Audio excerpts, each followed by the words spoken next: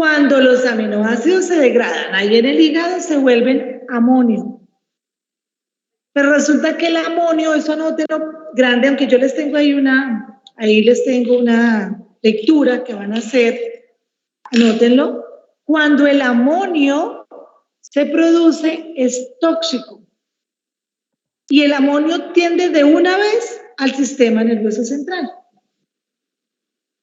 De una, al cerebro. Recuerden que el sistema nervioso central está formado por el cerebro y la médula espinal, ¿cierto? Entonces, él tiene una tendencia muy grande a irse para el cerebro. Como el organismo es tan sabio, el amonio no lo deja así.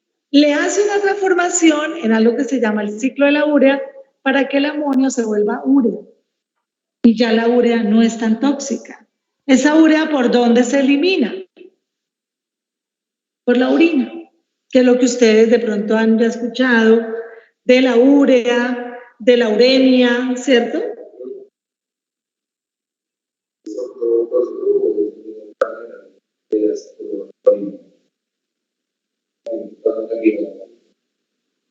No, el que le da el color a la orina entonces sería más fácilmente todo lo que sea, el color viene también dado por los, ya ahorita cuando hablamos aquí de la producción de la bilis, cuando se degrada toda esta bilis, también cuando llega al intestino, esto tiene color, pigmentos.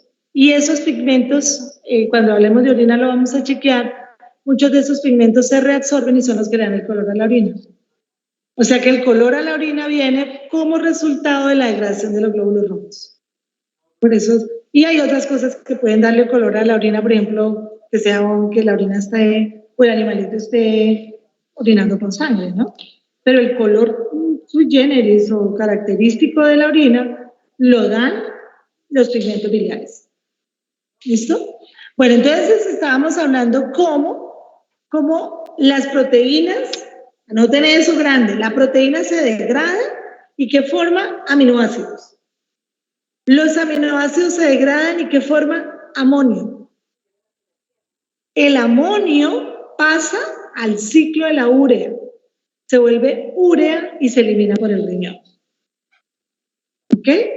¿Por qué? Porque es que el amonio es muy tóxico, el amonio debe devolverse urea. Proteína, aminoácido, aminoácido, amonio, amonio, urea, excreción urinaria. ¿Listo? Ese es como el orden. ¿Por qué? Por lo tóxico. Seguimos. ¿Eso dónde ocurre? En el hígado. Esa transformación del amonio en urea ocurre solo en el hígado. Y allá, pues, el amonio se vuelve urea, ¿no? Recuerden. Y su eliminación se hace a nivel renal. También decíamos que ya no en el hepatocito, sino las células de Kupffer, aquí digamos tipo a las 8, 7, 8, el hepatocito, las células de Kupffer neutralizan las toxinas y todos los fármacos que tienen paso hepático, que son casi todos, ¿cierto? Yo puedo decir que todos van al hígado y allá son neutralizadas porque un fármaco fácilmente se vuelve una sustancia tóxica. Aún la misma hemoglobina puede ser digámoslo así, degradada allá a ese nivel, ¿cierto? Entonces, todo lo que es toxinas y neutralización de eso lo hace en las células de Kupffer. Luego venimos a los factores de la coagulación. Todos, con comillas, todos los factores de la coagulación que revisábamos se forman en el hígado. Lo que pasa es que hay algunos que dependen de la vitamina K y otros no, ¿cierto? Necesitan de vitamina K. Pero todos los factores de la coagulación se forman en el hígado. ¿Y en dónde? En el hepatocito. Estamos hablando todos de la misma célula, en el hepatocito. Después vamos a ver, y aquí sí me quiero detener otro poquito, nuevamente la síntesis de proteínas. Bueno, resulta que hay unas proteínas, bueno, ¿cómo adquirimos nosotros las proteínas del organismo? comiendo, ¿cierto? Pero cuando nosotros comemos, a nivel del intestino se forman aminoácidos. Se rompen y se rompen y se rompen y se rompen hasta formar aminoácidos. Esos aminoácidos son los que llegan al hígado, los que se formaron. Resulta que hay otros aminoácidos que no vienen de la dieta. Por eso ustedes, yo no sé si han escuchado lo de aminoácidos esenciales y no esenciales, ¿cierto? Hay unos aminoácidos que nosotros no los consumimos en la dieta. ¿Y qué pasa con ellos? Ellos van a ir al hígado, ¿cierto? Y en el hígado están los ribosomas, exactamente en el hepatocito. Pues ahí algunos, entonces miren que aquí ya vemos que hay unas proteínas que se forman en el ribosoma, ¿cierto? Y hay otros aminoácidos que ya vienen formados, ¿sí? Les queda claro eso. Hay unos que en el ribosoma se sintetizan unos aminoácidos, unas proteínas, pero otros aminoácidos ya vienen formados. Entonces, la albúmina es una proteína que sí se forma en el hígado. ¿Sí? Se forma ya en el hígado. La albúmina, ¿cómo? Por el anclaje de varios aminoácidos. Allá a nivel del ribosoma se forma la albúmina.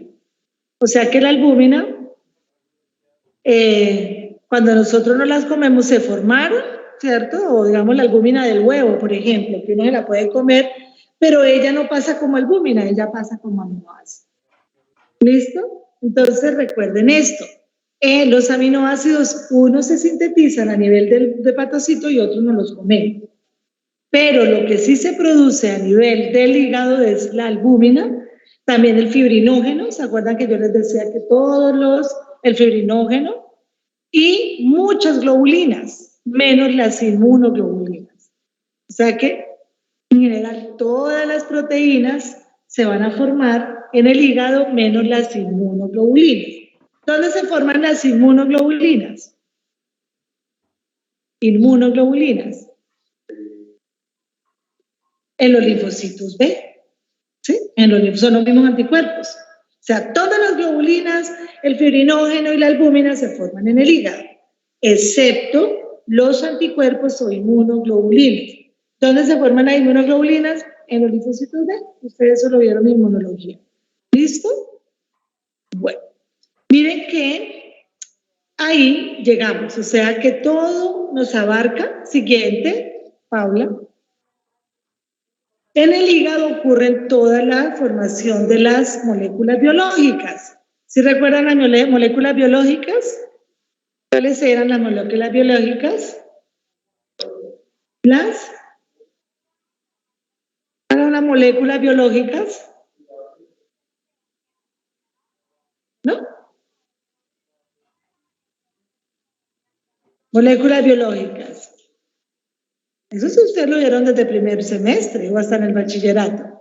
¿Quién recuerda cuáles son las moléculas biológicas? ¿Qué es eso? ¿Ya van a graduar y no saben? Profe, nitrógeno. No, moléculas, no elementos de la tabla periódica, moléculas biológicas. ¿Ah?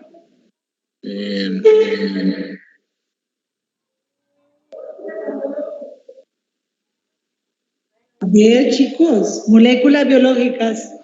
Todas las células tienen esas moléculas. ¿Cuáles son?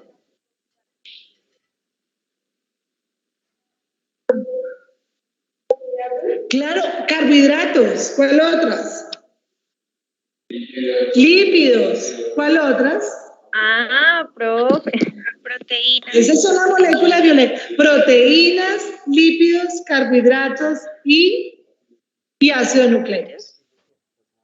Y los nucleótidos, pues, que forman los ácidos nucleicos. Esas son las moléculas biológicas. Todas las moléculas biológicas son producidas en el hígado, excepto los ácidos nucleicos, porque los ácidos nucleicos están en los núcleos de todas las células. ¿Sí? ¿Listo? Entonces, en el hígado ocurre metabolismo de proteínas. Ya les decía que ahí se forman la albúmina, el fibrinógeno, las globulinas, que en el hígado se metabolizan los carbohidratos, las grasas y los fármacos. ¿Listo? No olviden las moléculas biológicas, porque eso puede ser una pregunta de caes por ahí hablando de algo y quedan perdidos.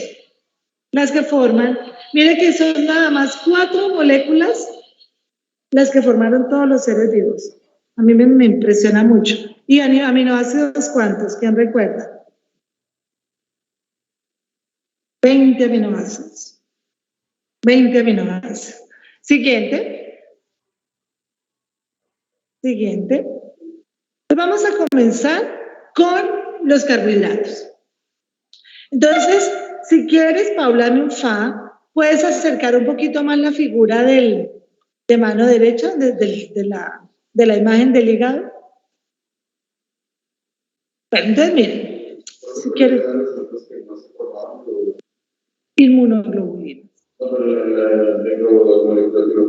A los ácidos nucleicos, porque están formando parte del ADN y ARN de todas las células.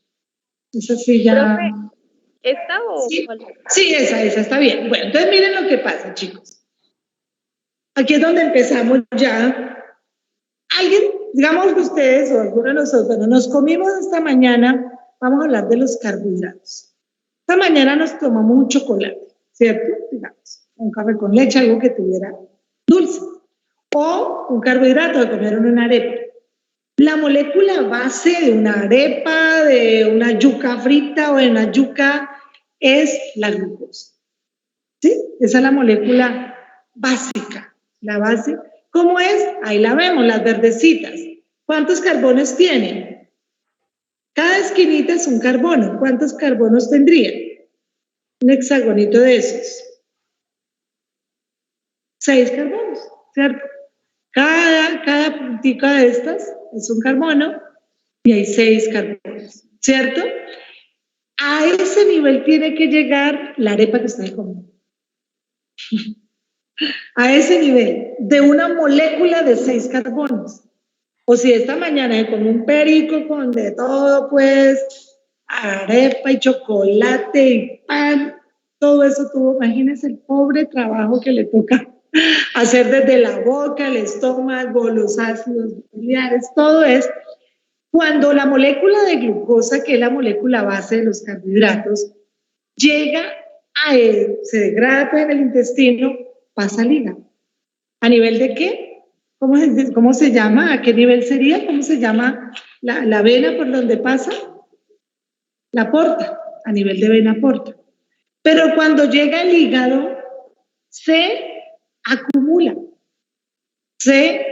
Digámoslo así, mírenla ahí, se unen varias. Ellas llegaron sueltas, ¿cierto? Llegaron ahí sueltas. Se van acumulando hasta formar una estructura muy grande en el hígado. ¿Quién recuerda el nombre de la estructura que se forma cuando se acumula la glucosa en el hígado, el depósito de glucosa en el hígado? ¿Cómo se llama? ¿Sí? Por acá lo dijeron, por allá escucharon. ¿No? Por acá ya dijeron. Las glucosas que se comió el perro, pues lo que el perro comió, se degradó, o el carbohidrato se degradó hasta la molécula de glucosa, esa molécula llegó al hígado y ahí se acumuló en forma de una sustancia ya más grande. ¿Cómo se llama? El depósito de azúcares o de carbohidratos. ¿Ninguno?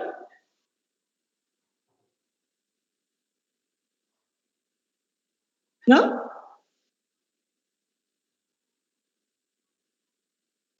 Chicos, ¿ninguno? Glucógeno. ¿Listo? Anótenlo grande. Glucógeno. Listo. Ahora, ¿ese azúcar se queda ahí para toda la vida? ¿A dónde tiene que ir? ¿De dónde pasa? De ahí de estar en el hígado, ¿a dónde pasa? Ahí está solo como un depósito. ¿De ahí a dónde pasa?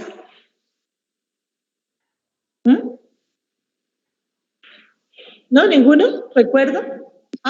¿A la mitocondria de la célula, profe? No, acuérdate que aquí ya son depósitos muy grandes. La mitocondria, recuerden que, digamos, en cierta forma sí, ¿cierto? Pero digo yo la molécula completa de glucosa, en cierta forma digo yo, ¿por qué? Pues porque en la mitocondria va a necesitar, pero a la mitocondria no llega sino el carbono, no necesita toda la glucosa. A la mitocondria llega el carbono y esos electrones junto con el oxígeno forman el ATP. Pero ella pasa a la sangre, porque ¿quién está necesitando esa glucosa? ¿Para qué es esa glucosa? ¿Quién la necesita? Profe, Las células de todas las células necesitan glucosa, todas. ¿Por qué? ¿Por qué necesitan? Porque todas las células necesitan carbono. ¿Para qué? ¿Para qué necesitarán las células el carbono? Y para crear más células. Porque se acuerdan que están formando parte de las moléculas biológicas. ¿Sí? O sea, donde haya carbohidratos, pues ahí se va a necesitar la glucosa. Pero principalmente el carbono en la molécula es, digámoslo así, es el esqueleto de todas las moléculas biológicas. El carbono es el esqueleto para los lípidos, el carbono es el esqueleto para la glucosa, para las proteínas, o sea que todas las células necesitan la glucosa, porque todas necesitan sacarle carbono, y al sacarle el carbono libera electrones para formar ATP. Entonces, todas las células necesitan energía. ¿Listo? Donde no le llegue glucosa al cerebro, ¿qué pasa? Un coma, queda colapsado. ¿Cómo será que cuando no llega glucosa al cerebro, el animal se puede quedar ciego? Si no llega glucosa al cerebro, queda un cortocircuito porque no hay ni carbono ni energía.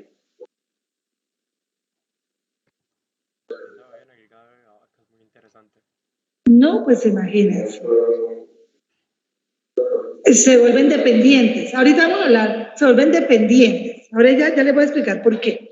Entonces ya saben, la glucosa se necesita para que haya carbono y para que haya ATP, junto con el oxígeno, ¿cierto? La glucosa libera el electrón y el oxígeno lo agarra para formar el ATP.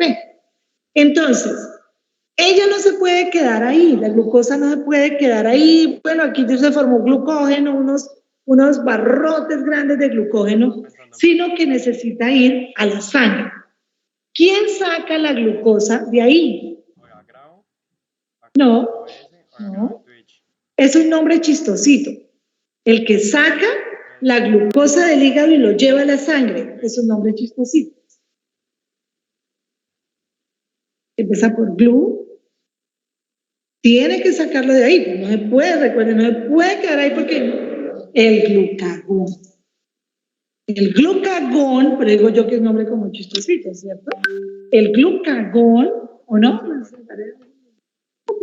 Como caso ese nombre. El glucagón corta a esas moléculas y las lleva a la sangre. El glucógeno. Y lo parte en pedacitos, en tiritas verdes, estos. Cada botoncito es glucosa, ¿cierto? Es una molécula. Cada circulito hexagonal es una glucosa. Él viene y lo corta y lo lleva a la sangre. Ahora pregunto, ¿se va a quedar esa glucosa en la sangre? ¿Quién la necesita?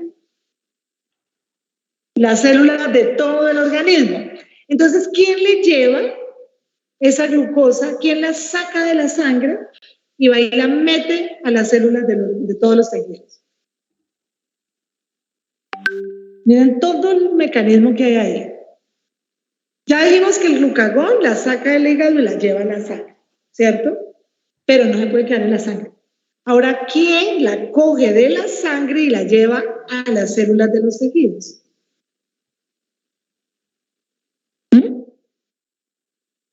Heidi, ¿qué recuerdas? Yo sé que ustedes vieron esto, ¿o no? ¿Ustedes no vieron esto? No me gusta, sí. No lo recuerdo, lo vieron, pero como que no lo habían entendido. Se les vuelve y le pasa. Pero hay cosas que uno no las vuelve a olvidar. ¿No? ¿Quién saca la glucosa de la sangre y la lleva a las células de todos los tejidos? Cuando les diga van a decir todos, ¿no? La insulina. La insulina. La insulina tiene receptores a nivel celular que le permiten, mejor dicho, tiene como una llavecita para abrir todas las células. La insulina es un receptor, o sea, la coge de la sangre y se la lleva para cada una de las células. Imagínense la importancia de la insulina. Y vieron acá, resulta que la insulina, entonces, ¿qué hace la insulina? Sacar el azúcar de la sangre y llevarla a los tejidos. ¿Y qué hace el glucagón? Sacarla del hígado, ¿cierto? Tanto el glucagón como la insulina se producen en el páncreas. Por eso es que si a alguien le da una pancreatitis y la gente dice que ustedes no se han escuchado que se le estalló el páncreas, pues se muere, porque no hay quien regule esas funciones tan importantes. A usted le pueden decir, no, lo hospitalizaron por pancreatitis y se murió, colapsó. Al animal le puede pasar lo mismo. Un animal le puede dar una pancreatitis fulminante. ¿Por qué? Porque si el páncreas colapsa, no hay insulina.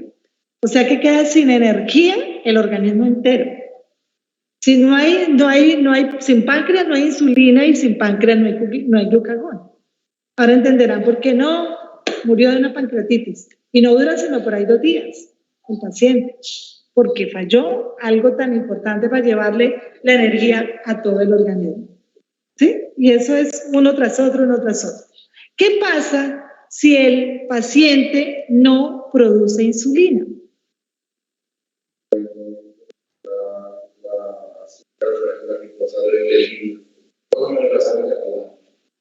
La glucosa, porque ya ahí no es... No, exacto, si no hay insulina, pues no hay quien le lleve la glucosa a los tejidos.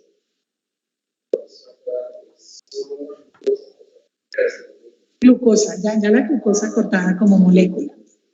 El glucagón saca la molécula de glucosa. La insulina lleva esa glucosa a todos los tejidos. Bueno, ¿qué pasa si un paciente es un perro o un gato, como vimos la semana pasada, vimos un perrito, un gatico, si no tiene insulina? Exactamente, se llama diabetes mellitus. Hay una acumulación de azúcar en la sangre, pero con colapso en los tejidos. Así, mellitus, con ella. No, ella, no ella, sino ella. Mellitus, pues de miel, ¿no? Mellitus es como de miel. Entonces, miren lo que está pasando. El azúcar alta en la sangre y las células muriéndose de hambre. Hubo un trancón, o sea, allá quedaron trancadas porque no hay quien lleve ese azúcar a cada una de las células. Miren lo importante ¿y de dónde partió todo eso? Pues de que en el hígado estaba toda la reserva y hecha para allá. Entonces, ahí vamos. Ahí vieron que ya hay 2 órganos relacionados, hígado y páncreas. ¿Qué pasa con el hígado? Que el hígado es un órgano tan fuerte que el hígado necesita que casi el 80% esté dañado para él manifestar una enfermedad. A no ser que sea una toxina o un virus, ¿no? Ya una toxina, pues, que destruya, o un virus como el de la hepatitis infecciosa canina. Pero los cánceres, las neoplasias a nivel hepático son las más demoradas. Digamos, una persona le puede dar un cáncer a un animal hepático y durar mucho tiempo por la resistencia del hígado. Es muy resistente. Bueno, otra cosa es que, sigamos hablando un poquito de la diabetes. Pregunto, si no le llega azúcar a las células, ellas se quedan, ay, no nos está llegando azúcar, echémonos a morir. ¿O qué hacen las células? ¿Cómo? Sí, hacen obtienen la glucosa por otro medio diferente al carbohidrato. Echan mano a las grasas. Y si la reserva de grasa se acabó, echan mano a las proteínas. ¿Sí? Si no hay glucosa, empiezan el desgaste de las grasas. Por eso nosotros, en el intermedio que hay, voy a ponerles que uno a las 2 horas, cuando uno hace la glicemia pre, o sea, en ayunas y post, después de desayunar, más o menos a las 2 horas ya la glucosa ha pasado a sangre y ha empezado a destruirse en tejidos. Pero mire que uno tiene unos lapsos que uno no come nada. Ahí empiezan las grasitas, ¿cierto? En los ayunos prolongados, pues se le echa mano a las grasas. Por eso cuando alguien come muy poquito, pues empieza a adelgazar, porque pues ya no hay tanto depósito ya no hay tanto carbohidrato, pero sí vemos a las grasas rompiéndose. Pues claro, ¿sí? Empieza el desgaste de las grasas, por eso son las dietas y por eso es. Cuando un animal, por ejemplo, un animal que tenga un ayuno prolongado, una anorexia, una hiporexia por alguna enfermedad, por algo, o el animalito que está en el campo, pues resulta que de una vez empieza a echarle mano a las grasas y después empieza a echarle mano a los lípidos, o el paciente diabético. Si las células no se quedan, no, murámonos ya, no, antes de morirse, porque el momento en que, antes de morirse, como uno le echa algo y está atorando, sale corriendo hacia algo, pues a ellas les pasa lo mismo. Ellas, cuando pasa eso, salen unos depósitos, cuando los azúcares, bueno, la energía o los carbohidratos, bueno, la célula no tiene esos carbohidratos y le echa mano o a las grasas o a las proteínas, se forman algo que se llama cuerpos cetónicos. Y eso se ve en la orina. Anoten los grandes, cuerpos cetónicos. Cuando uno ve a un paciente diabético con cuerpos cetónicos, está, digámoslo así, descompensado. ¿Sí? Diabético más cuerpos cetónicos en orina, descompensado. ¿Qué quiere decir? Que definitivamente está haciendo mal uso de los carbohidratos y le está echando mano o a las grasas o a las proteínas. Se forman de la degradación de grasas o proteínas que han sido usadas para obtener glucosa. A eso se le llama gluconeogénesis. ¿Qué es la gluconeogénesis? La obtención de un material diferente a los carbohidratos. Sí, dan como metabolitos cuerpos cetónicos. ¿Sí? Os repito acá.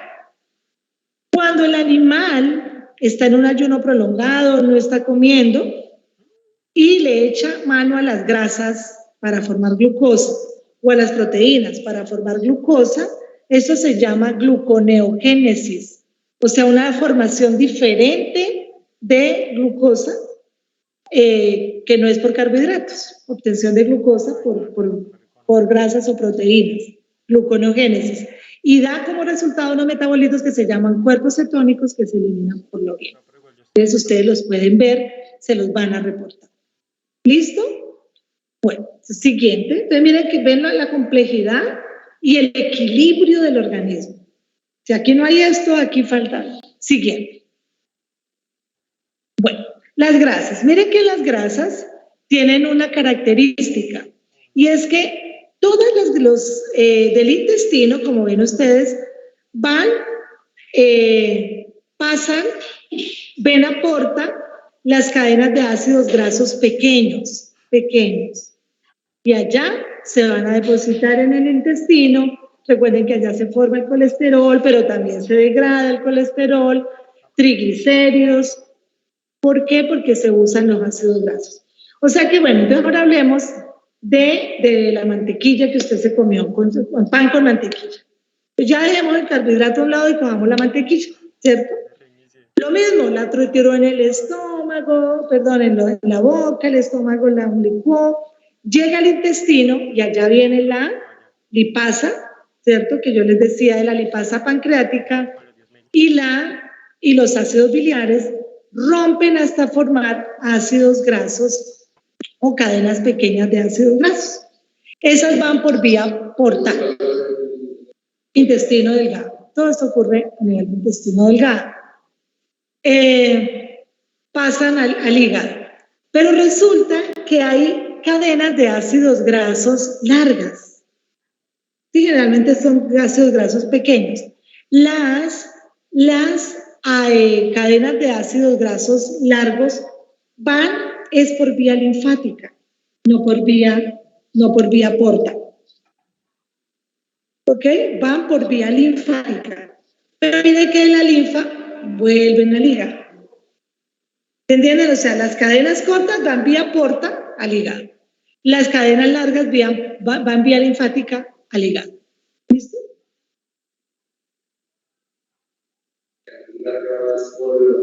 Por linfáticos, por la linfa. Parece que es por los siguientes. Déjame ver la otra. Y miren que aquí, antes de pasarla, Paula, miren que acá de varias van directamente al tejido adiposo, el que está debajo de la piel, ¿sí? Van de ahí, del linfa, van al tejido adiposo. O sea, no necesitan ir a hacer nada al hígado, porque ya van a depositarse, ¿sí? Es por eso. ¿Cuáles van al hígado? Los que necesitan metabolismo, en cambio, los que van solamente de depósito, van directamente al tejido adiposo. Largas. Las largas van directamente al tejido adiposo, o algunas van al hígado, pero las cortas, si todas van al hígado, ¿a qué? A metabolizarse. ¿Por qué no necesitan ir al hígado? Porque si ustedes ven, van al tejido adiposo. Por eso no necesitan ir al hígado. ¿Sí? Van a depositarse en allá. ¿Para qué la necesitamos? Como reserva energética. Cuando no hay azúcar, el organismo le echa mano a las grasas. ¿Listo? Para eso están ahí. Van vía portal a formar los ácidos de los triglicéridos, el colesterol, hacer toda su síntesis. ¿Listo? Vamos a siguiente, ahora sí. ¿Por qué no van al hígado? ¿Por qué no van? Porque las largas forman micelas. ¿Qué es eso? Piense usted cuando usted echa aceite en agua. ¿Ustedes se han visto que de una vez se forman unas bolitas? Eso se llama una micela. Mírenlas ahí. De una vez buscan como que el agua no se les meta por ahí. Como, cuidémonos del agua. O sea, son enemigas del aceite y el agua. De una vez, exacto, se cierran y por eso esas micelas van a ser depósitos energéticos en el tejido adiposo. Mira, ya van como organizaditas allá al tejido adiposo. Entonces, realmente es porque no se necesitan, aunque las micelas, mejor dicho, la grasa siempre va a tender a ser micela. Así sea el pedacito de grasita pequeñito, va a ser micela. Por ejemplo, cuando los ácidos grasos, cuando la bilis sale, ¿se acuerdan que ahí van grasas que se han metabolizado, van en forma de micela también? ¿Sí? Entonces, en el hígado se desbaratan y se forman ácidos grasos, triglicéridos, pero cuando ya ellas se van a eliminar, forman micela. O sea, las grasas siempre van a tender a formar las burbujitas de grasa que uno mismo ve. Desde la grasa, pues, en un carro, pues, cuando ha echado todos esos hidrocarburos y todos esos lípidos y todo lo que hay, uno ve de una vez la grasita, hasta cuando uno frita un huevo o algo, uno ve la grasa ahí, ¿cierto? Siguiente. Ya recuerden, unas van al hígado a sintetizarse, pero otras van a ese depósito inmediatamente de adipocitos. Bueno, miren la albúmina. Yo les decía que la albúmina sí se sintetiza en el hígado, sí se forma en el hígado. Si usted come albúmina, ella en el intestino se tiene que degradar a nivel de aminoácidos, y los aminoácidos van al hígado. Entonces, en el hígado unos se forman, es que los aminoácidos se necesitan muchísimo. ¿Para qué? Para formar proteínas. Por ejemplo, las enzimas son de tipo proteico. Las hormonas generalmente son de tipo proteico. Muchas sustancias que tenemos en el organismo tienen como una proteína de base, o bueno, al menos nitrógeno o aminoácidos de base. Ahí vemos la albúmina. La albúmina es la transportadora por excelencia, chicos. O sea, la albúmina transporta la mayoría de los fármacos que usted le da al animal.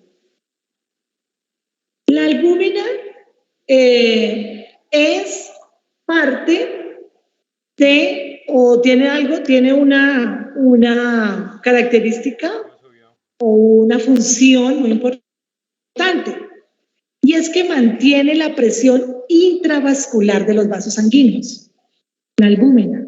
¿Qué querrá decir una presión intravascular? Chicos, ¿qué entienden ustedes ahí? Una presión intravascular del plasma dentro del vaso sanguíneo. ¿Qué querrá decir eso? Exactamente, no deja que se salga el plasma del vaso sanguíneo. Cuando el corazón bombea, eso es realmente literal, es una bomba, ¿cierto? Es una bomba que lleva fuerza. A esa fuerza va contra ¿qué? Contra los vasos, contra las paredes del vaso. A esa fuerza se le llama presión hidrostática. Y yo me imagino que eso sí ya lo habrán ustedes chequeando, ¿cierto? Esa presión que lleva, digamos, la velocidad que lleva la sangre, la fuerza que lleva la sangre, pues ha sido por la bomba que es el corazón, ¿cierto? Esa bomba hace que la sangre trate de salirse pues de los vasos sanguíneos, en la presión hidrostática. Entonces, para contrarrestar esa presión hidrostática, están las proteínas. A eso se le ha llamado una presión oncótica. Así se llama, presión oncótica. ¿Qué hace esa presión oncótica? Mantener el plasma dentro del vaso sanguíneo. Pregunto, ¿eso quién lo hace principalmente? La albúmina. ¿Listo?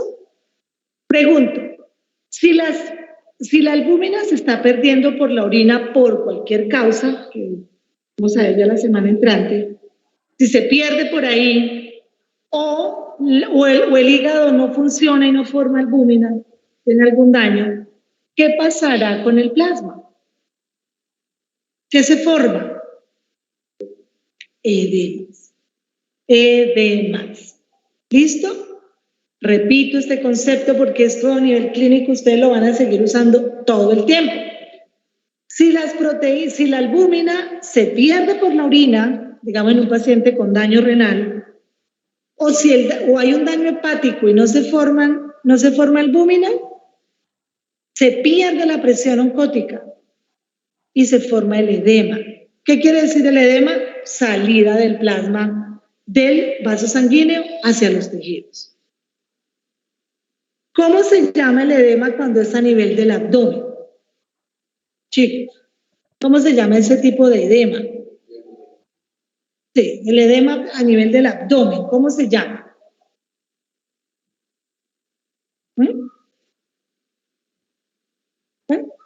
No, peritonitis sería la inflamación del peritoneo. Ascitis. Entonces, en un paciente renal que está perdiendo albúmina por la orina, se puede presentar una ascitis. Pero más aún, en un paciente renal se presenta el edema generalizado. ¿Sí? No solo a nivel abdominal. ¿Cómo se llama el edema a nivel generalizado? Cuando es a todo nivel. ¿Cuál?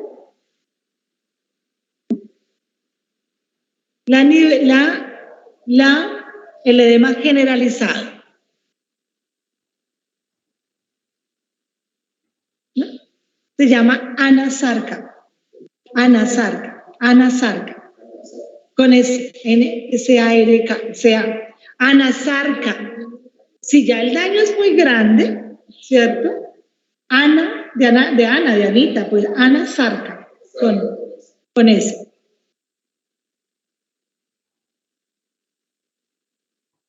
Bueno, entonces, si el daño es a todo nivel, pues se puede producir una anasarca. Por esto, digamos, bacterias tipo, por ejemplo, Pasteurella o los Clostridium, cuando rompen al endotelio, pues hay salida de plasma por rompimiento. No es porque le hayan acabado las proteínas, sino porque hay rompimiento mecánico del endotelio y eso produce edemas, ¿cierto? Clostridium, hablamos de en la fiebre del embarque, la pasterela, el mismo anthrax, todo lo que haya edema es porque pasó algo. O las proteínas se bajaron o algo dañó el endotelio. ¿Listo? Ustedes van a encontrarse mucho con este signo. Siguiente. Bueno, también tenemos, fuera de la albúmina, también tenemos al fibrinógeno. ¿Se acuerdan que el fibrinógeno, quién recuerda? ¿Dónde actuaba el fibrinógeno?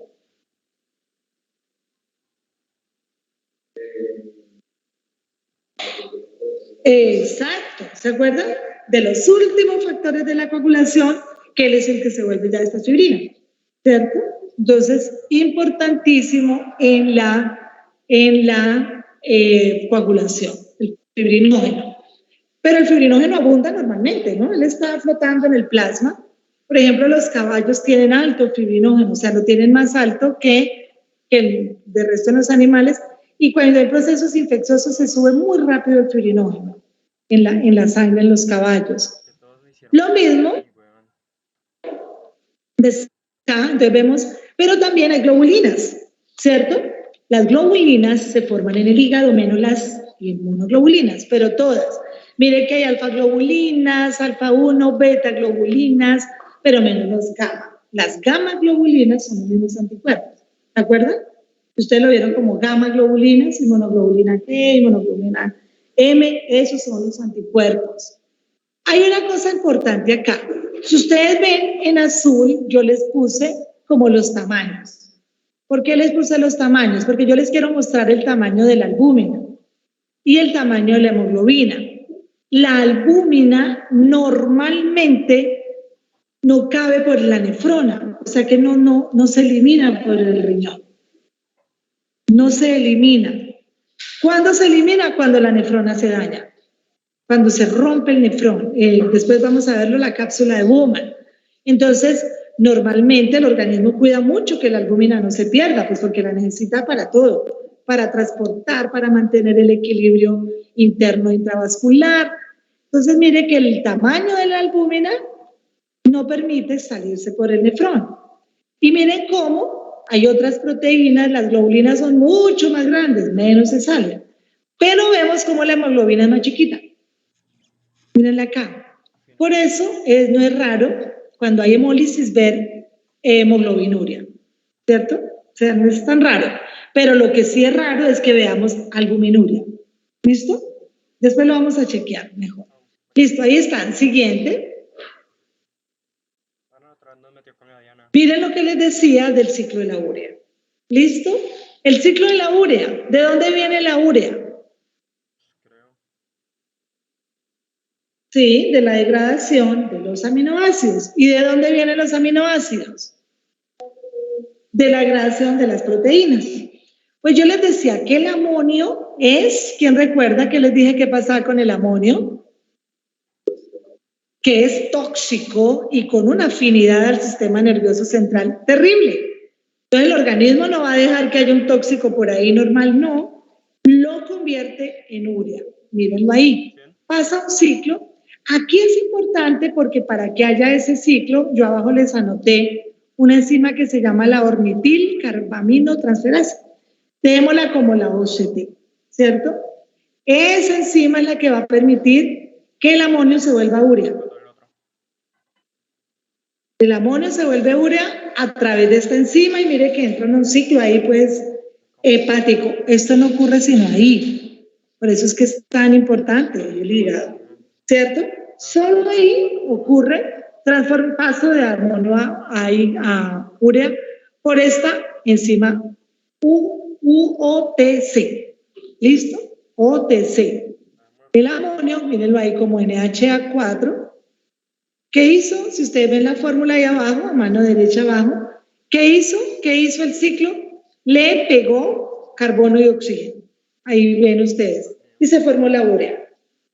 ¿Ven? Como la fórmula ya a nivel pues bioquímico, la metió ahí, le metió carbono, o sea, la organizó para que no fuera tóxica. para que no eche para el cerebro.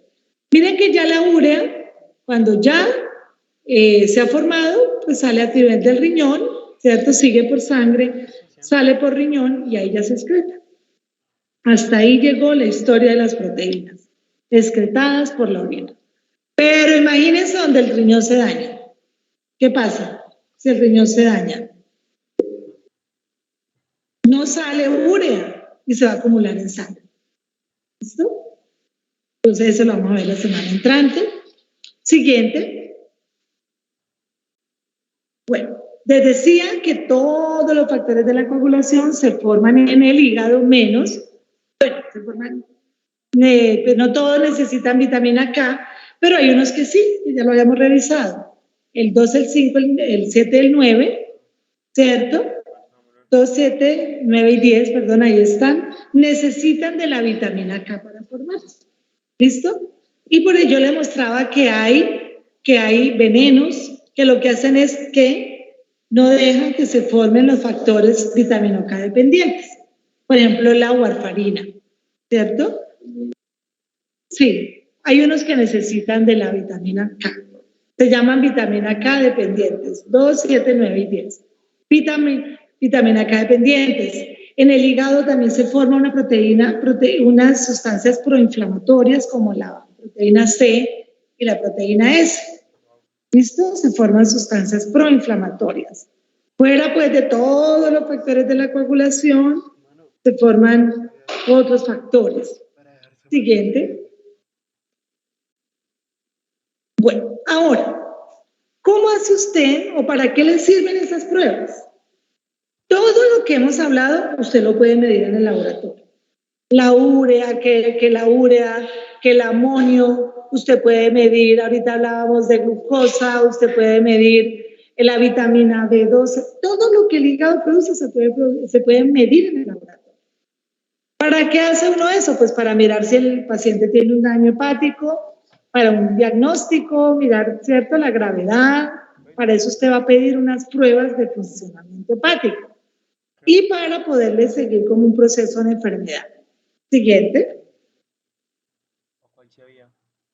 Bueno, entonces miren, este cuadro necesito que para que ustedes puedan interpretar lo que vamos a, los casos clínicos, necesitan este cuadro a la mano, para que ustedes puedan interpretar las pruebas de función hepática. ¿Por qué? En el laboratorio, cuando usted pide una prueba de función hepática, dividimos al hígado en 3 sesiones. ¿Listo? Primero, usted va a mirar en las pruebas del laboratorio, para hacer una prueba de función hepática, las sustancias que el hígado sintetiza. ¿Qué quiere decir sintetiza? Que él hace, ¿sí? Que él arma, que él fabrica. Ese es el primer grupo. Usted también va a mirar unas sustancias que el hígado metaboliza. Por ejemplo, pregunto, ¿la molécula de glucosa la fabrica el hígado? No la fabrica. Viene del intestino ya fabricado. Pero en el hígado sí se metaboliza. ¿Sí? Para que entiendan la diferencia. Por ejemplo, el colesterol se bueno, pregunto, ¿solo el hígado producirá colesterol o todas las células del organismo necesitan el colesterol? ¿Qué piensan? ¿Se acuerdan de la función del colesterol? Todas las células del organismo deben metabolizar colesterol. ¿Por qué? Porque el colesterol hace parte de las membranas de todas las células, ¿cierto? Todas las células necesitan fabricar colesterol, pero solo en el hígado se degrada o se desecha el colesterol. ¿Listo? Sí, o sea, a través de los ácidos biliares. ¿Ok? Entonces, ¿sí entienden ahí la diferencia? Todas las células fabrican colesterol, todas. Pero solo en el hígado el colesterol se metaboliza como degradándose y eliminándose por los ácidos biliares. ¿Listo? Entonces vemos un segundo grupo de pruebas. Unas que me van a chequear sustancias que se sintetizan en el hígado. Ya las vamos a mostrar. Otras sustancias que no se sintetizan en el hígado, pero se metabolizan en el hígado. Y la otra, tercer grupo de pruebas, son sustancias que se liberan del tejido que se ha dañado. O sea que ya no es por la función, sino que el hepatocito se reventó, se partió, algo le pasó y se liberó. Entonces ustedes ven, los dos primeros grupos, esto por favor no lo olviden, o sea, retengan esto que les estoy diciendo en este momento. Porque cuando ustedes los tengan en las policlínicas allá parados y el mundo de profesores dándoles encima, ¿sí? Yo no sé si ustedes habrán ido a alguna policlínica cuando los muchachos exponen los casos frente a todo el mundo. ¿Ustedes nunca han ido? ¿Tú se has ido? ¿Has visto cómo los vuelven? ¿Por qué? Porque estos conceptos no los agarraron y los vuelven flecos cuando es que el hígado, pero yo les doy lo básico, o sea, usted agarra esto y se defiende, yo les doy herramientas, ¿ya usted? Entonces aquí estamos viendo que usted va a analizar el hígado por unas sustancias que se producen, otras por las que se metabolizan, yo les decía el colesterol, la glucosa, y tercero, vas a mirar la integridad del tejido. Aquí ya no va a mirar si funciona, si metaboliza, si produce, no, aquí es la integridad de cómo está el tejido hepático. ¿Cómo? A través de enzimas hepáticas. Anótelo, téngalo requete grabado. ¿Por qué? ¿Por qué? De cómo está el hepatocito. Porque usted aquí lo que va a medir es sustancias que se liberan del tejido dañado. Muy bien. ¿Listo? Vamos ahí. No me pierdan en este pedazo porque este es el pedazo, llegamos como al pedazo clave. Pero si no entendíamos lo de cómo se sintetizaban, nos enloquecemos. Ahora, vamos a mirar cuáles se sintetizan. Ahí están en el cuadro. Albúmina, por ejemplo, dice que colinesterasa. ¿Para qué servirá la colinesterasa? ¿Qué les suena el nombre colinesterasa?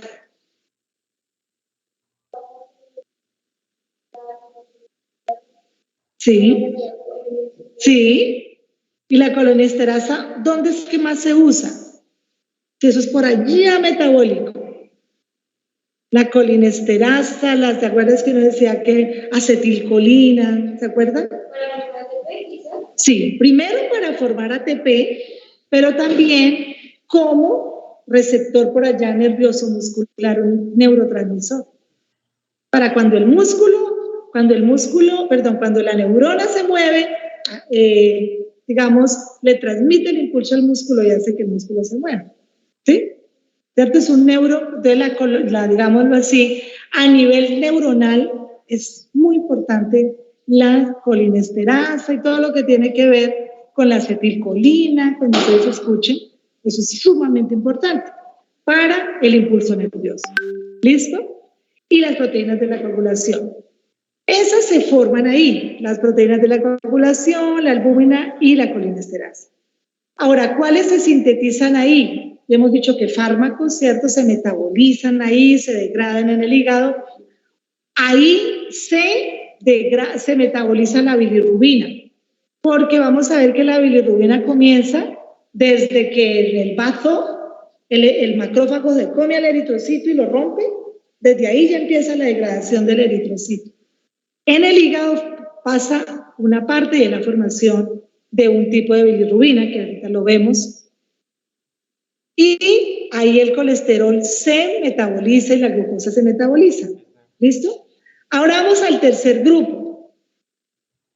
Aquí es donde yo les decía, ojo con la triada portal y ojo con el hepatocito. ¿Se acuerdan? ¿Quién recuerda qué era la triada portal? La vena, la central, la arteria hepática y los conductos biliares. Entonces, ojo, que a usted el laboratorio le va a decir si el daño es en la triada o el daño es en el hepatocito. Si el problema es en su apartamento o es en la tubería de su apartamento. ¿Listo? Entonces miren acá. Cuando yo puedo chequear compuestos en sustancias que son en este momento enzimas liberadas por el hepatocito dañado. ¿Cuáles? La ALT y la AST. También se llaman transaminasas. De pronto los médicos a ustedes les habrán dicho más bien TGO y TGP, no sé. No sé si con algún médico habrán hablado ya de las transaminasas, o con ninguno, la TGO y la TGP, o la ALT y la AST. La ALT y la AST, ¿cierto? ¿De dónde salen? Del hepatocito cuando se dañó. De ahí sale, del hepatocito cuando se dañó, sale ALT y AST. En los caninos, principalmente ALT y felinos, mientras que en los bovinos, AST. ¿Sí? ¿De dónde sale? Del hepatocito dañado. La ALT, principalmente del hepatocito del humano, del canino y del felino. Y la AST, principalmente de rumiantes. TGO y TGP. Transaminasas.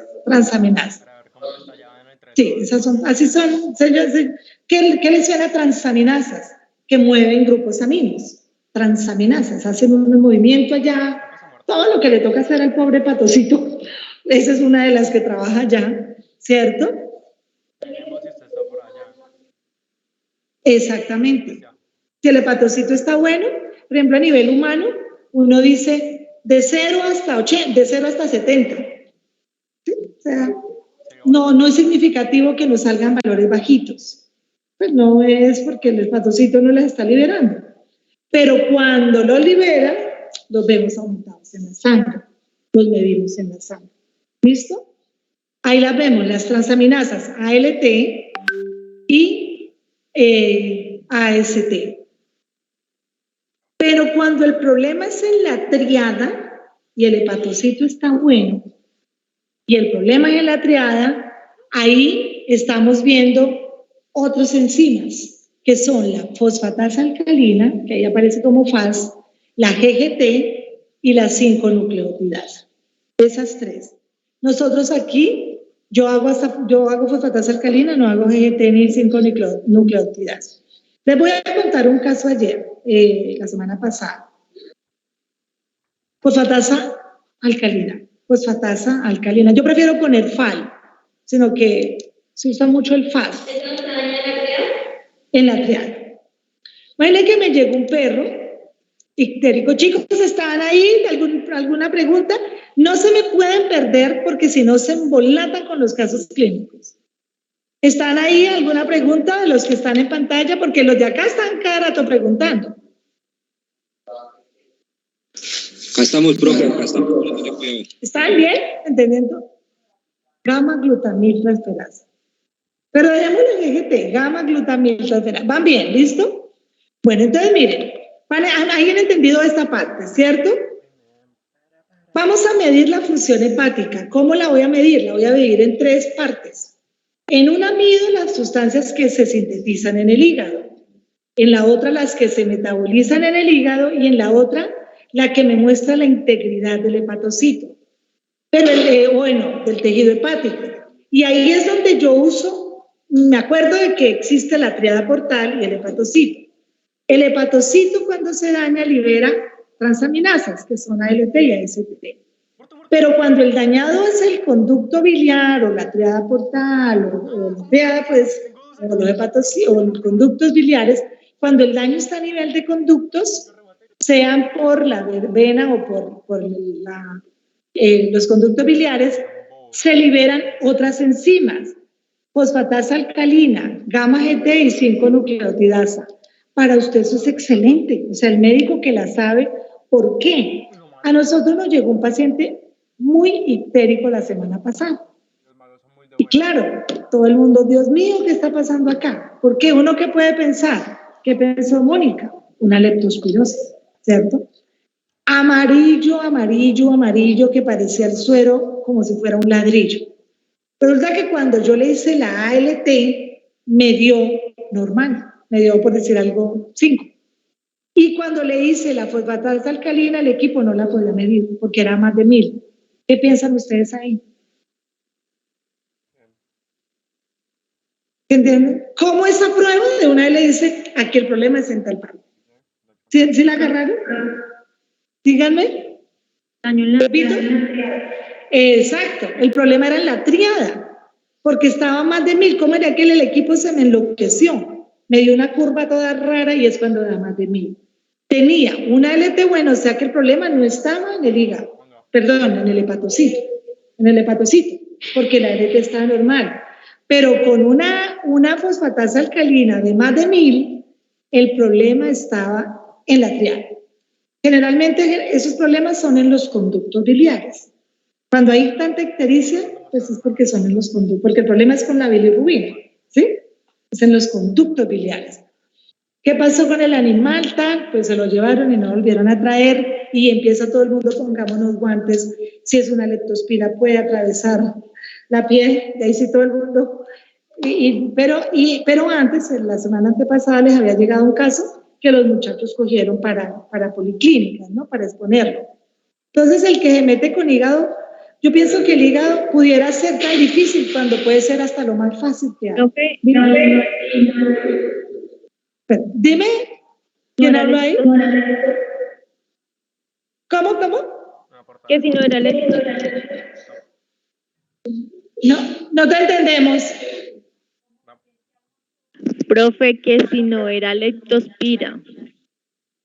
Sí, pues es que como se fue, no lo volvieron a traer. Porque yo también cogí ese perro, profe. ¿Ah? Yo también cogí ese perro. ¿El de la semana pasada? Sí, profe, cuando tú dijiste, yo fui a mirar.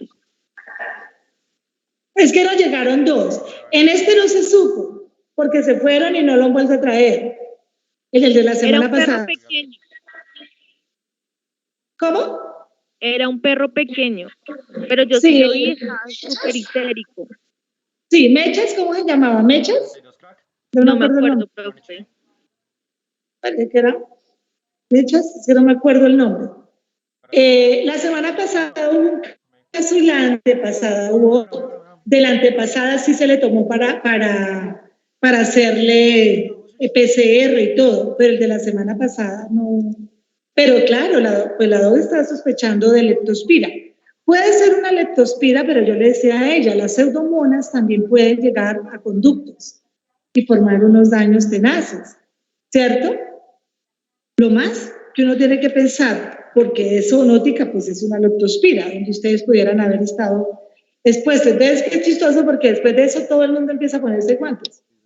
Cuando ya el animalito ya ha ido, o sea, no, que es una leptospira.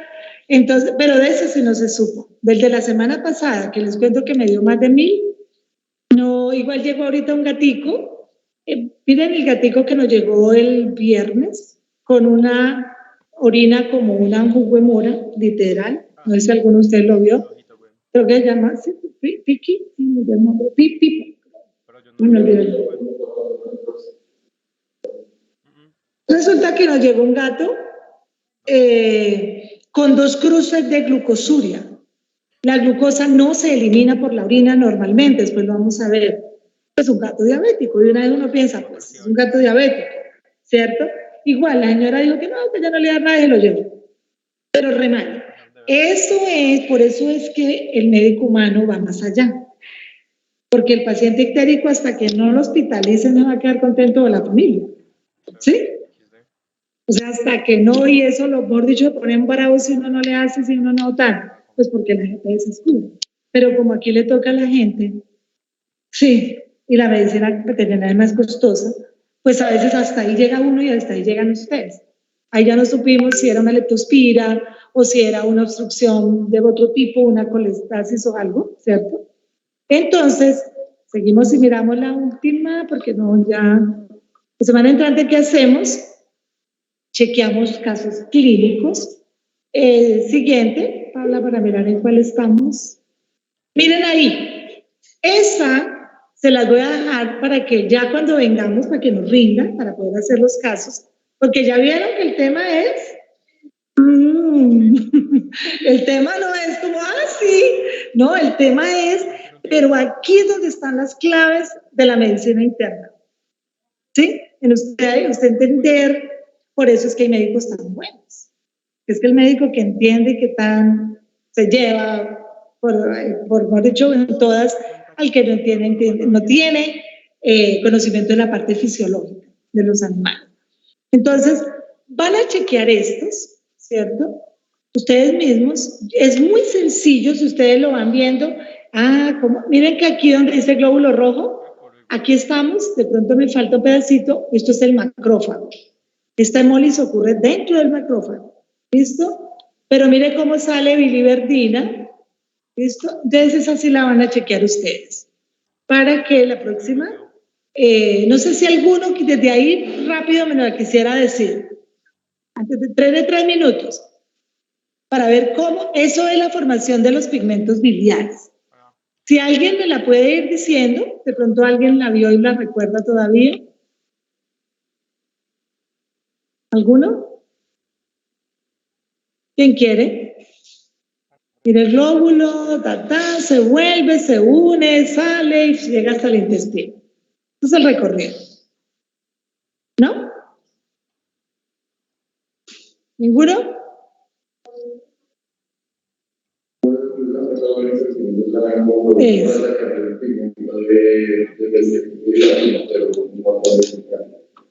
Bueno, para así rápido, después ahí retomamos la semana entrante. Bien, el glóbulo rojo es fagocitado por el macrófago en el bazo, ¿cierto? En el bazo, en el órgano. Cuando se lo come, lo parte en dos. Por una parte, ustedes ven, queda el grupo hemo y por el otro queda la globina. Ese grupo hemo dice aquí que se oxida. ¿Qué quiere decir oxidar? Perdió electrones. Eso quiere decir oxidar. Cuando perdió electrones se formó biliverdina. Esa biliverdina, todo eso está ocurriendo en el macrófago. Esa biliverdina se reduce. ¿Qué quiere decir que se reduce? Que gana electrones. Oxidar es perder electrones, es decir, ganó electrones. Y miren lo que pasó. Perdió el hierro y perdió carbono, convirtiéndose en ese momento en bilirrubina. ¿Visto eso? ¿Dónde es? En el bazo. En el bazo, ¿cierto? Esa bilirrubina ya sale a la sangre. Pero en la sangre ella no es capaz de flotar solita. ¿Por qué? Porque no se disuelve en la sangre, como la sangre es agua, ¿cierto? Es plasma. Ella no se disuelve ahí. Ella tiene que ser agarrada de la albúmina. Alguien la tiene que transportar porque si no ella se depositaría en el endotelio. ¿Sí? Todos los minerales se tienen que ser transportados por alguien. O sea, lo que no se mezcla bien, alguien la tiene que cargar, si no se depositan en el endotelio. Entonces la carga para que no se vaya a depositar. Cuando la coge a esa bilirrubina que salió del bazo, la agarró, que se redujo y que le pasó todo esto, la albúmina la agarra, ya hay 100 sangre, la agarra y agarrada con la albúmina se la lleva para el hígado. Cuando la agarra y se la lleva para el hígado, en ese trayecto se llama bilirrubina indirecta o no conjugada. La agarró, va con albúmina. Mire que en ese momento es una molécula muy grande, porque está agarrada con otra, ¿cierto? Para dos atravesar una puerta, pues no cabe.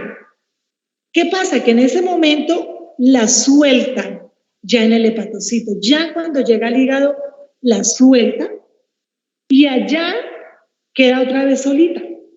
En el hígado ya quedó otra vez la molécula suelta. Ya la bilirrubina no tiene que meterse, la albúmina no se tiene que meter al hepatocito, sino que la libera y ahí la agarran los hepatocitos. ¿Listo? Vamos bien ahí. Cuando está en el hepatocito, esa albúmina se une como una especie de café con leche, se mezcla con el ácido glucurónico. Ya mezclada con el ácido glucurónico ya no se llama bilirrubina indirecta, ya se llama bilirrubina directa o conjugada. Ya ella directa conjugada, ya mezclada con un café con leche completo, se elimina a través del conducto biliar. Mírenla ahí, se eliminó. Pero vamos a ver cómo hay conductos biliares que están aquí en el hígado, pero otros conductos, o ya hay un momento en que el conducto biliar sale del hígado, mírenlo. ¿Y dónde cae? A la vesícula. Esa bilirrubina que se formó junto con esos ácidos, colesterol y todo lo que se degrada, ¿cierto? A eso es lo que llamamos la bilis. O también muchos dicen son los ácidos biliares.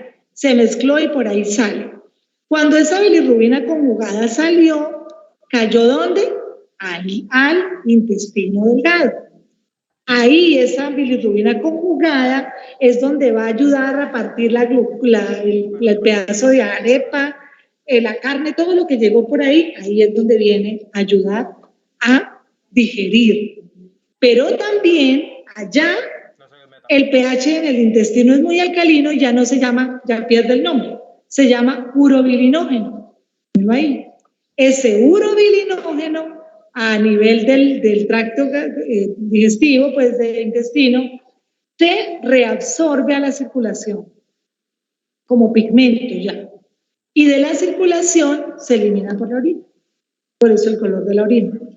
Si digamos, hubiera una obstrucción acá y no llega ese pigmento, en la orina sería como pura agua. Pero ese pigmento es el que le da el color. Otras, eso es el urobilinógeno. Pero de ahí también surgen otros pigmentos, estando ya en el intestino, ya recuerden que cambia el nombre por el pH y viene, por ejemplo, la estercobilina, la urobilina, la mesobilina, que le dan el color a las heces. ¿Listo? ¿Ven cómo todos nuestros pigmentos, digamos, lo que es la orina, el color del popó, miren, si hay una obstrucción, miren esto, si hay una obstrucción a nivel de los conductos biliares y no cae la bilirrubina conjugada al intestino, ¿de qué color es el popó? Blanco, como un cebo,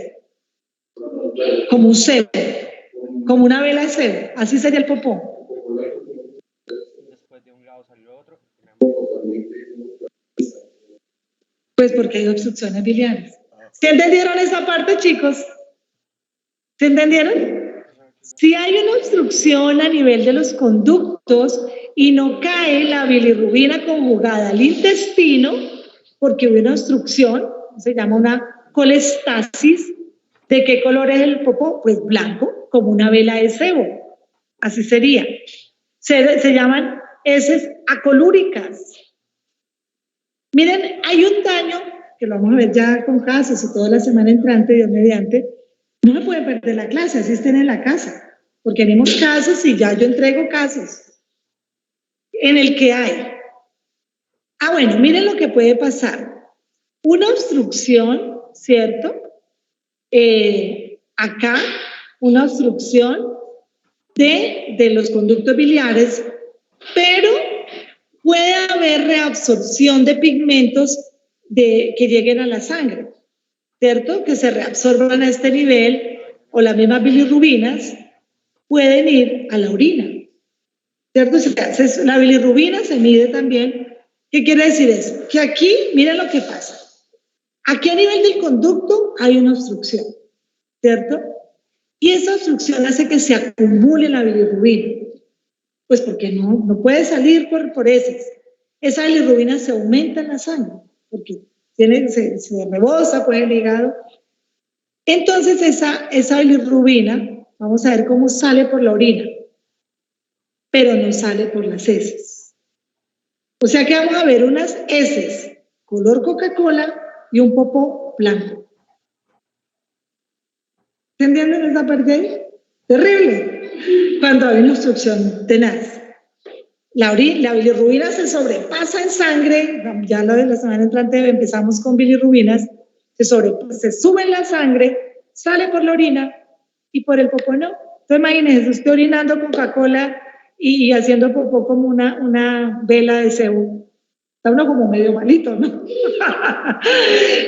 Da como mal, ¿cierto? Listo, chicos. Como ven, pues esta bioquímica es compleja. La semana entrante, entonces, chequeamos. Yo creo que nos va a tocar una clase de más para que podamos hacer casos clínicos digámoslo así, entre todos, porque nos falta entonces chequear renal, ¿cierto? La semana entrante chequearíamos, pasaríamos a renal y nos toca hacer una clase extra de casos clínicos. ¿Listo? Pues para el parcial, porque el parcial, ¿yo qué hago?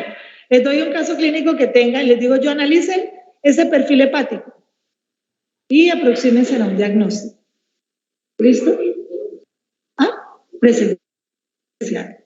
Presencial. Ah,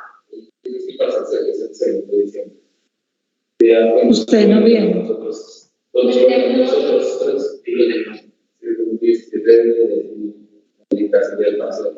No, pero yo no lo voy a hacer. ¿Yo qué voy a hacer? Entonces tocaría la semana siguiente con el otro grupo. Ustedes salen ese fin de semana, ya terminan. O sea, igual, yo les doy los casitos. ¿Qué voy a hacer yo? En una hoja entrego un caso clínico con todos los exámenes de laboratorio y cada uno analiza. ¿Listo? Entonces yo les digo por qué está la bilirrubina alta, por qué creen que está, después vamos a ver bilirrubinas, por qué la glucosa está bajita, por ejemplo. ¿Qué piensan, Tatán? Yo le hago las preguntas. Yo no, yo se los doy. Yo les doy a ustedes, yo les doy un caso clínico con todo, con un cuadro hemático, con la bioquímica, listo, yo se lo entrego. Y ustedes se lo analizan. Bueno, digo que nos toca una clase de más para puros casos clínicos, sí, para que hagamos análisis de casos clínicos, ¿no? Listo, chicos. Hicieron una cara, sigue renal. Lo renal es más fácil, renal es más sencillo, pero porque es que hepático sí es bien complejito. Y nos vemos entonces con ustedes la semana entrante, ¿cierto? Con los que están ahí, nos vemos el lunes, gracias a Dios no es festivo, porque nos tenemos en la olla esos festivos, nos tienen como... Pero, chicos, que nos toca, hablamos para mirar yo creo que la misma semana entrante, con ustedes tenemos la parte de práctica que hace falta y no sé cómo haríamos para los casos clínicos que quiero sacar de mala manera. El lunes hablamos, ¿listo? Para ver, porque ya tenemos la clase y tenemos el hemograma. Chicos, preguntas que tengan, pregúntenla al grupo para yo respondérselas a todos, ¿sí? Damos mucha pregunta, lo que no entiendan, no se acuerdan, no tal. Bueno, en el momento 2 les dejé un artículo para que lean. Entran al momento 2 y están las diapositivas en la misma clase. Momento 2, actividad 1. Está estas diapositivas de hoy, pero están un artículo que les dejé, que yo escribí, para que ustedes lo lean. Lean. Lo que les digo, generalmente varios me escriben, profe, ¿usted se acuerda que usted alguna vez nos dio